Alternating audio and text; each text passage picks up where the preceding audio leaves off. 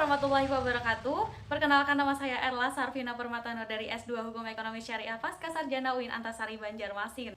Kepada yang terhormat para narasumber, dosen-dosen, dan teman-teman semua yang telah berhadir. Alhamdulillahirabbil alamin, puji syukur kepada Allah Subhanahu wa taala dan berkat Rasulullah sallallahu alaihi wasallam, hari ini kita dapat berhadir di acara International Conference on Islam, Law and Society yang ke-12 tahun 2021. Hari ini saya akan menyampaikan paper atau makalah saya yang berjudul Filosofi Paradigma Modern Hukum Islam dan Analisis Progresivitas Kaidah Fikih dalam Fatwa Dewan Syariah Nasional. Pemikiran filosofis dalam hukum Islam merupakan suatu hal yang penting dalam membuat hukum Islam, diiringi dengan perkembangan aspek ekonomi yang telah mengundang berbagai persoalan yang memerlukan kepastian hukumnya. Banyaknya umat Islam yang ada di Indonesia ataupun secara global ragu atas kepastian hukum masalah transaksi keuangan atau produk finansial yang berkembang di zaman sekarang. Dengan adanya paradigma modern dalam hukum Islam, dapat membantu umat Islam untuk mendapatkan kepastian hukum yang baru dan sesuai dengan perkembangan zaman. Dewan Syariah Nasional atau DSN yang akan menampung berbagai masalah ataupun kasus yang memerlukan fatwa agar diperoleh kesamaan dalam penanganannya. Tugas DSN adalah menjalankan tugas MUI dalam menangani masalah-masalah yang berhubungan dengan ekonomi syariah. Nah, makalah ini akan membahas tentang sejauh mana progresivitas hukum Islam dalam fatwa DSN, sehingga hasil dari fatwa DSN dapat memberikan kepastian hukum dan mengisi kekosongan hukum terhadap inovasi produk-produk perbankan dan lembaga keuangan syariah. Dengan mengetahui penerapan kaidah-kaidah fikih dalam fatwa DSN, dapat menjadi masukan untuk perluasan fatwa agar lebih berinovasi dalam menciptakan produk-produk perbankan dan keuangan syariah. Kita mulai pembahasan yang pertama, yaitu filosofi hukum Islam. Mempelajari hukum Islam tidak hanya mengenai hukum yang ada pada bidang fikih, akan tetapi juga mempelajari bagaimana suatu hukum itu dibuat. Filsafat masuk ke dalam Islam melalui filsafat Yunani yang ditemui oleh kaum muslimin pada abad ke-8 Masehi atau abad ke-2 Hijriah di Suriah, di Mesopotamia, Persia, dan Mesir. Penelitian terhadap hukum Islam telah banyak dilakukan oleh generasi ulama awal yang telah melakukan ijtihad dikenal dengan Imam empat mazhab, yaitu Imam Malik Ibnu Anas, Abu Hanifah, Asy-Syafi'i, dan Ahmad bin Hambal.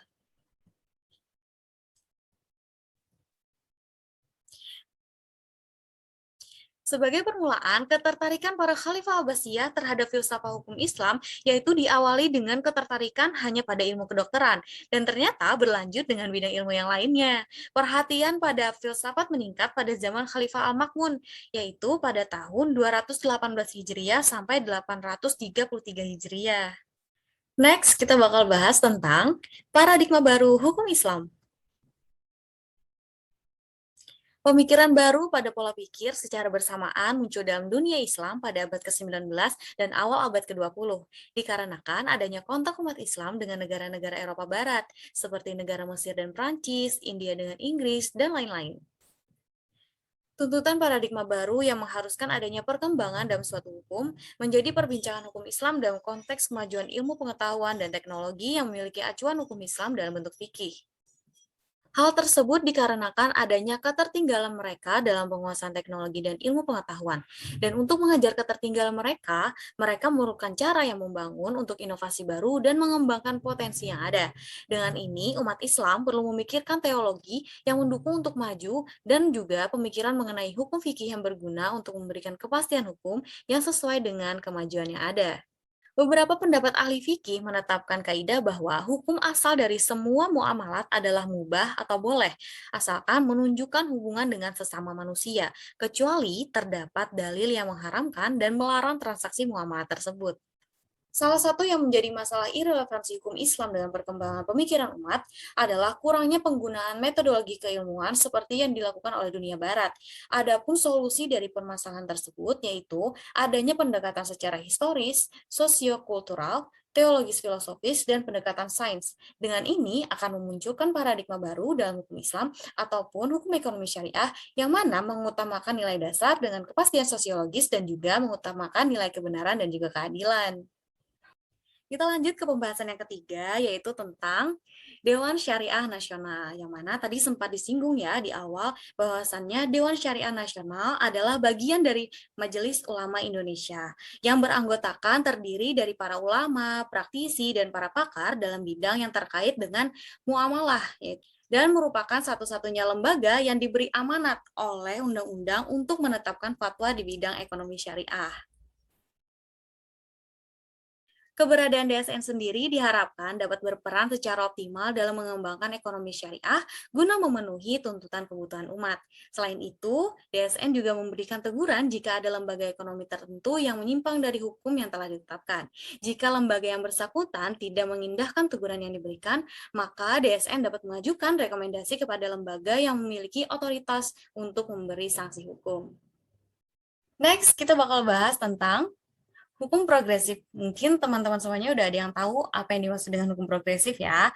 Nah, hukum progresif ini adalah salah satu hukum yang memiliki dinamika yang dapat berubah dari waktu ke waktu. Itu merupakan salah satu cara pertahanan dengan bentuk yang fleksibel agar kedudukan hukum sebagai alat untuk mencapai sesuatu dapat terwujud. Akan tetapi bukan menjadi suatu tujuan yang final. Di samping itu, menurut Sajib Toroharjo, hukum progresif adalah hukum yang dapat mengikuti perkembangan zaman dan mampu menjawab permasalahan-permasalahan yang ada di zaman tersebut dengan segala dasar-dasar yang ada di dalamnya. Dalam sejarah Islam sendiri, ternyata penegakan hukum progresif pernah ditunjukkan oleh Khalifah Umar bin Khattab yang memberlakukan pembuktian bagi para pejabat pemerintahan yang dicurigai melakukan korupsi. Penegakan hukum ditunjukkan oleh Umar bin Khattab menunjukkan bahwa posisi sosial dan politik kepala pemerintahan itu sangat strategis. Kita masuk ke pembahasan yang kelima, yaitu tentang kaidah fikih dalam fatwa DSN. Kaidah fikih dalam bidang ekonomi bertugas untuk menjustifikasi dan melegitimasi seluruh aktivitas ekonomi umat Islam dalam berbagai bidang transaksi, baik yang terkait dengan transaksi-transaksi mono ataupun yang multi akad. Kaidah fikih memiliki peran yang penting dalam perkembangan hukum Islam, termasuk dalam hal inovasi produk ekonomi dan keuangan syariah. Selain itu, kaidah fikih juga dijadikan sebagai dasar dan menjadi sandaran untuk menetapkan hukum pada fatwa yang diterbitkan oleh DSN. Menurut Aidil Novia, dalam penelitiannya menyebutkan, fatwa DSN MUI tampak bahwa setiap fatwanya hanya berisi 1-4 kaidah fikih. Menariknya adalah fatwa yang dipergunakan hanyalah 10 kaidah fikih saja dengan kaidah fikih al-asal fi muamalah al-ibahah illa an yadulla dalil ala tahrimina sebagai kaidah yang paling sering digunakan.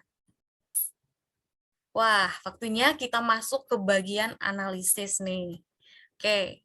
Sejauh ini, fatwa-fatwa DSN MUI memang telah menjadi penggerak sekaligus pemberi rambu-rambu yang efektif bagi pengembangan ekonomi syariah yang ada di Indonesia. Akan tetapi, yang menjadi masalah ialah produktivitas fatwa yang demikian tinggi, sementara kaidah fikih yang digunakan terbatas pada satu kaidah awal yang masih bersifat umum. Terkait progresivitas fatwa DSN dalam menyikapi permasalahan modern, menurut Fahrul Ulum, dalam penelitiannya menyebutkan bahwa progresivitas regulasi keuangan syariah yang ada di Indonesia itu sudah cukup bagus untuk menyelesaikan berbagai tuntutan optimalisasi operasional lembaga keuangan syariah yang ada di Indonesia. Tetapi berbeda dengan progresivitas yang terjadi dalam kaidah fikih yang digunakan, yaitu al-aslu fi muamalah al-ibah illa an yadulla dalil ala tahrimina. Kaidah tersebut seringkali digunakan dalam merumuskan suatu fatwa. Kemudian ada beberapa kaidah fikih yang tidak digunakan dalam pembuatan fatwa DSN, yaitu pertama ada kaidah al-masyaqqah wa al-taisir. Kedua, itu berkaitan dengan kaidah fikih tentang al-darar wa al-maslahah. Maka kaidah yang tidak diterapkan adalah ad-dararu yuzal. Sebuah kemudaratan tidak boleh dihilangkan dengan kemudaratan yang sebanding. Yang ketiga adalah yaitu usaha mengendalikan uruf atau adat. Nah, inilah kaidah al-adah. Sehingga apabila terjadi suatu permasalahan yang tidak diatur secara tekstual dalam Al-Quran ataupun hadis, maka adat yang mengaturnya dalam masyarakat. Nah, hal ini dapat digunakan untuk ketentuan hukum. Sekian presentasi dari saya. Salah khilaf mohon maaf. Wassalamualaikum warahmatullahi wabarakatuh.